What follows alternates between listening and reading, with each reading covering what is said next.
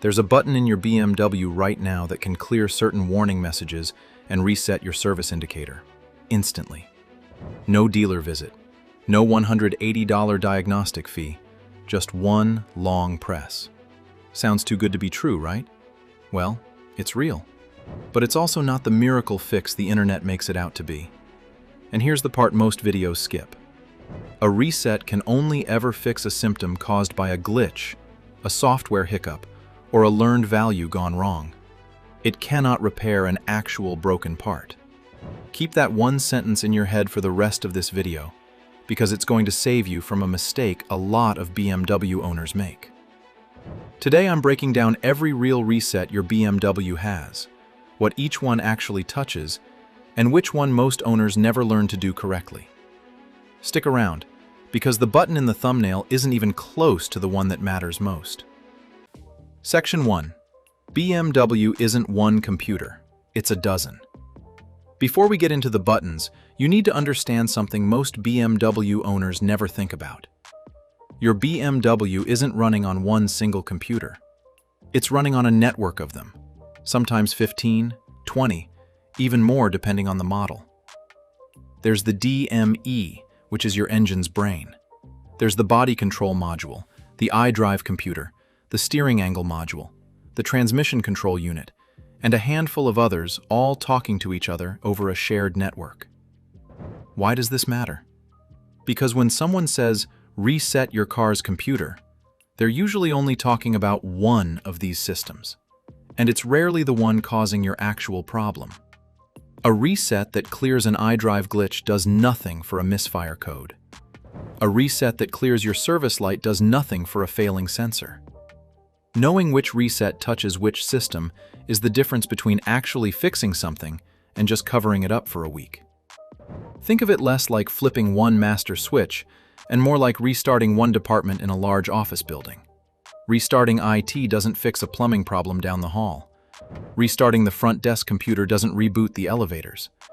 Every module in your BMW handles its own job, keeps its own memory, and only shares what it needs to with the modules around it.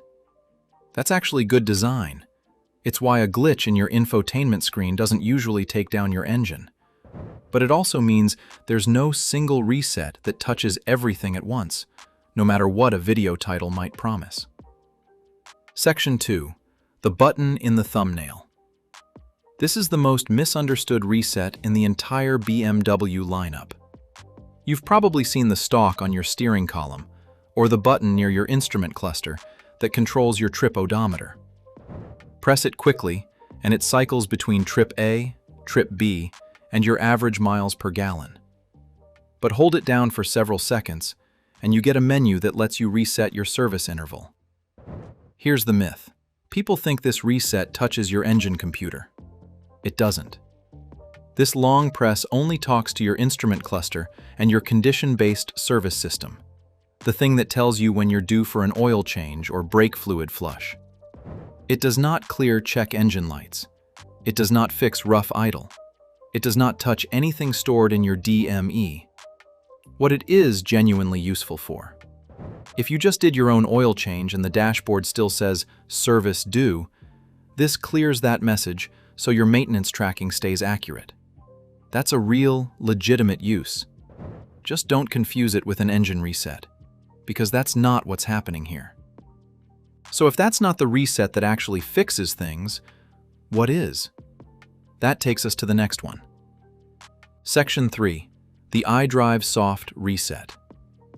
If your iDrive screen freezes, the navigation stops responding, or the whole infotainment system locks up while you're driving. And yes, this happens more often than BMW would like to admit. There's a soft reset built in. The exact button combination depends on your iDrive generation. On some models, it's holding the volume knob and menu button together for several seconds. On others, it's holding the power button until the screen goes black and reboots. The principle is the same across all of them. You're rebooting the infotainment computer, not the engine computer. This is essentially the same thing as restarting your phone when an app freezes. It doesn't touch your engine, your transmission, or your brakes. But it's genuinely useful because a frozen iDrive screen can also knock out your backup camera and parking sensors, depending on the model, which is a real safety issue, not just an annoyance. This is a legitimate reset, and when the problem is an infotainment glitch, it can work remarkably well. But number 3 is where you need to be careful, because this one can actually change what your BMW remembers. And it can also make diagnosing the real problem harder if you're not careful how you use it. Section 4. The battery reset most owners misunderstand. This is the reset I mentioned at the top, and it's the one people get most confused about. On some BMWs, disconnecting the battery can cause certain modules to reinitialize and lose some short-term learned values. But it is not a universal adaptation reset, and it isn't something I'd use as my first diagnostic step. Here's why. It can help with certain minor issues, like a one-time sensor glitch or a rough idle that showed up right after a throttle body cleaning. But it's not a reliable fix for something like harsh transmission shifting or a persistent idle problem. Those usually point to something mechanical, and treating a battery disconnect as a diagnostic tool can send you down the wrong path. It can also erase diagnostic information you might need later, and depending on your model, certain settings may need to be reinitialized afterward. That's the real cost of doing this blind. If you want the complete BMW longevity system, resets, maintenance intervals, and early warning signs, that's all in the complete BMW Longevity Bible, linked below. Section 5. The reset I actually trust. This is the one I'd point you to before any of the others, because it's the only one that shows you what you're clearing instead of asking you to guess. A BMW-capable scan tool plugs into your OBD2 port and reads the exact fault codes stored across every module in the car, not just the engine light. You see exactly what triggered the warning before you erase anything. That matters because clearing a code blind, like a battery pull does, is a gamble. Clearing a code after reading it means you know whether you're erasing a one-time sensor hiccup or masking something that's about to come right back. If a code returns after a proper reset, that's your sign it's not a glitch. It's an actual part, and no reset is going to fix that.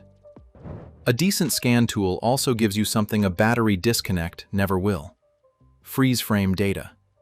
That's a snapshot of what your engine was doing the moment the code was triggered. RPM, coolant temperature, load, fuel trims. That context is often the difference between guessing at a fix and actually knowing what to look at. It's also worth checking for pending codes, not just stored ones. A pending code hasn't triggered the check engine light yet, but it's telling you a sensor is already seeing something out of range. Catching that early, before it becomes a full warning light, is exactly the kind of thing that keeps a small issue from becoming a repair bill.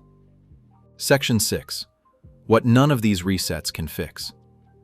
This is the part of the video that actually protects you, so pay attention. None of these resets, not the trip button, not iDrive, not the battery pull, not the scan tool clear, will fix a genuine mechanical failure. A failing oxygen sensor doesn't get better because you cleared its code. A vacuum leak doesn't seal itself because a module relearned its idle values. A coolant leak, a failing water pump, worn spark plugs, a clogged catalytic converter. None of that responds to a reset, because a reset only clears memory. It doesn't repair parts. The real danger is what happens when people don't understand that distinction. Someone gets a check engine light, does a battery reset, the light goes away for 2 weeks, and they assume it's fixed. Meanwhile, the underlying issue keeps developing in the background because nobody actually looked at it. By the time the light comes back for good, the problem has often escalated into something that costs 3 or 4 times more to repair than it would have if it were caught early. If a code comes back within a few days of a reset, that's your car telling you, as clearly as it can, that this isn't a computer problem. It's a parts problem. Here's a situation that plays out constantly. A BMW owner gets a check engine light. They pull up a video just like this one, do a battery disconnect, and the light goes away. For a while, everything seems fine. But 2 or 3 weeks later, the light comes back. And this time, it's paired with a rough idle that wasn't there before. What actually happened is that the original code was masking a slowly failing component, often something like a vacuum hose starting to crack or an aging ignition coil. The reset didn't fix that part. It just cleared the memory of it happening.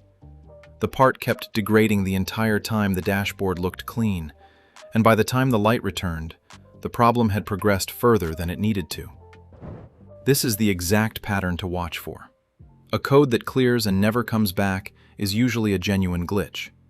A code that clears and returns, especially with a new symptom attached, is your car escalating the warning because the underlying issue didn't go anywhere. Treating the first case and the second case the same way is where most owners get into trouble. Section 7. How to approach this safely. If you've read a code and confirmed it looks minor, here's the safe order of operations. First, use a scan tool to read and record every stored code before you touch anything. You want a baseline. Second, before disconnecting a battery, look up the specific procedure for your exact BMW, since what needs to be reinitialized afterward varies by generation. Third, after reconnecting, let the car idle for several minutes before driving so modules can begin recalibrating. Fourth, drive normally afterward so the relevant systems can begin relearning under normal conditions. Fifth, recheck for codes after a few days. If everything stays clean, you likely resolved a genuine minor glitch. If a code returns, it's time to actually diagnose the part behind it. One more habit worth building. Write down what you find before you clear it. It doesn't need to be complicated. A note on your phone with the date, the code, and a line or two of what triggered it is enough. If that same code shows up again in a few months, you'll immediately know it's a pattern instead of wondering whether it's new. That single habit is one of the easiest ways to catch a developing problem before it turns into a breakdown. Section 8. Why this matters more on a BMW than other cars. BMWs lean more heavily on adaptive learning than a lot of other brands. Your transmission, your idle control, even your steering feel adjust over time based on how the car is driven. That's part of why these resets can feel almost magical when they work. You're giving certain systems a cleaner slate to relearn from. But it's also why ignoring a returning code is riskier on a BMW than on some other cars. These systems are tightly integrated, which means a problem in one module can start throwing confusing, unrelated-looking codes in another. What looks like a random electrical gremlin is sometimes just one failing sensor confusing several modules at once. A proper reset, done after a proper diagnosis, cuts through that noise. A blind reset just adds to it. This is also part of why a lot of independent shops, and even some BMW owners who've been at this for years, treat resets as a starting point rather than an ending point. A reset tells you whether a problem is still there. It was never designed to tell you whether a problem existed in the first place. Used that way, as a diagnostic checkpoint instead of a magic fix, it becomes one of the most useful tools you have for keeping small issues from turning into expensive ones. So, is there really a button that fixes your BMW instantly? Yes, in a narrow sense, but instantly only ever applies to glitches, learned values, and minor stored codes. It was never going to fix a broken part, and now you know exactly how to tell the difference before you spend a week thinking your car is fixed when it isn't. If you want the complete system for keeping your BMW running well past 200,000 miles, every reset, every maintenance interval, every early warning sign most owners miss until it's too late, I put all of it together in the complete BMW Longevity Bible, linked in the description. If this saved you a trip to the dealer, hit subscribe. I'm covering hidden BMW resets and maintenance tricks like this every week.